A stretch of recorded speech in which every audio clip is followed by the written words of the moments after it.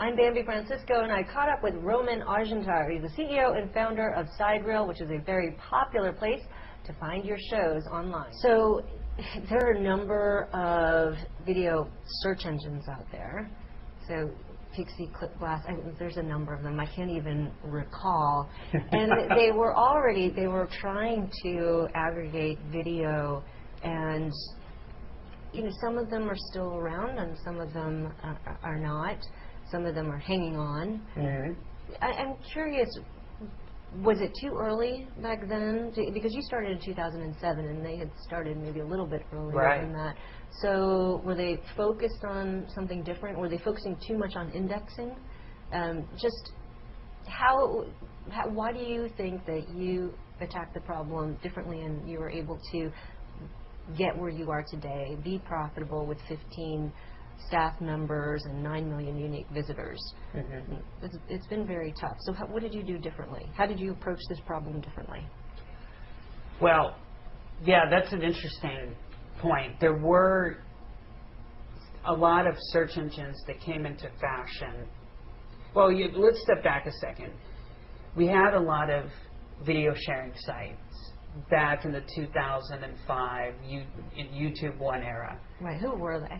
Well, yeah. I mean, there was Veo, which recently sold. There was YouTube. Mm-hmm. There's MetaCafe. There was Gooba.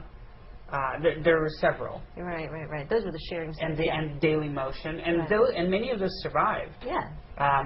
For sure. Then there was a number of search engines which would index video content from various sources. These were aggregators, very similar to Sidereel. Mm-hmm. And those would be stuff like Blinks was certainly one of them. And they're still around and doing well. Truvio, mm-hmm. which was eventually bought by AOL and is still at AOL. Those, I think, were the two leaders, mm-hmm. and they did great jobs in indexing a lot of content from video sharing sites and other sites as well. Mm-hmm, mm-hmm.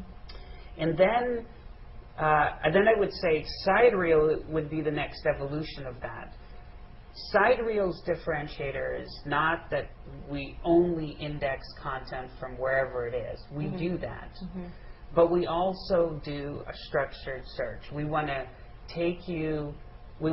curate a bunch of content and make it organized for you so that when you search for a show that you want to watch, you get there, you see all the episodes of that show, mm-hmm. you can track it, and mm-hmm. then get episode updates and other relevant information. But other sites wanted to do that in 2007. It was all about, mm-hmm. They called themselves video search engines, but it was all about organizing, or so they said. But you mentioned something offline when we were speaking. Mm-hmm. You said that the market shifted. So what happened? What do you mean the market shifted? Yeah, the other thing that affected those sites was, and that Sidereel was fortunate in, was we immediately focused on high production value content and not so much long tail content. And we do so to this day. Okay. You come to Sidereel to find your favorite shows.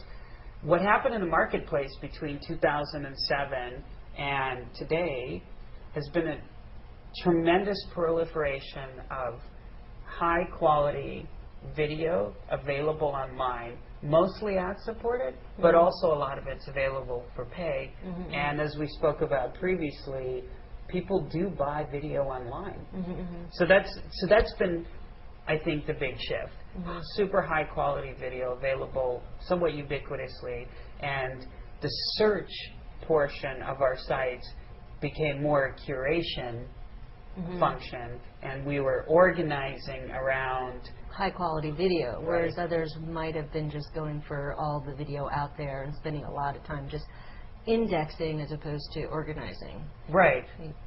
Yeah. That's tell me about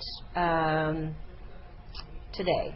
There are a couple potential, new entrants. One in particular, Clicker. How is it different from Clicker? Besides the fact that you have 10 times more traffic than they do, but what's it? Because they want to be the TV guide. Yes. Or how do you position yourself? And they might not have revenue, but they have funding. Oh yes, they have funding. Yeah. Sidereel's really focused on helping you track a show that you like. Mm-hmm. And we're almost singularly focused on that. And by that we mean we want you to easily get to that show. Mm-hmm. We want you to be able to easily track it, mm-hmm. to get episode updates for that show, mm-hmm. to get news, mm-hmm. and make that very organized and simple for you to do. Mm-hmm. And that's what users are consuming. Mm-hmm. So as far as anybody else in the space, that's what we're best at. And you just have to focus on that. That's what we're focusing on. That's what's our bread and butter. It's hard to get people to stay on your site. You know, that's a big challenge for many people. Mm. What do you think it has been to keep people coming back and posting comments on your site? Just keep coming back to your site. What did you do? Because we all want to know. Yeah. Well, first of all, let's start this way. 50% of the traffic to Sidereel is direct. People type in Sidereel or they mm-hmm. type in Sidereel into their browser mm-hmm. and come directly to us. And about a third of our audience returns daily. Mm-hmm. Or another way to put it is a third of the people that are on the site today were on the site yesterday. Mm-hmm, mm-hmm. So the mechanic is really the repeatable use of Sidereel. What do you have to always come back to Sidereel to do? Well, what is it? They're following their favorite TV shows. It's literally that simple. It's the first, for 80% of Sidereel users, yeah. Sidereel is the first place they come to when they want to watch. What's your demographic? And that's a great question. So what we found a little bit to our surprise is, well, the fact that our demographics primarily 18 to 34 or more narrowly focused 18 to 30, what was kind of interesting was that we skew female.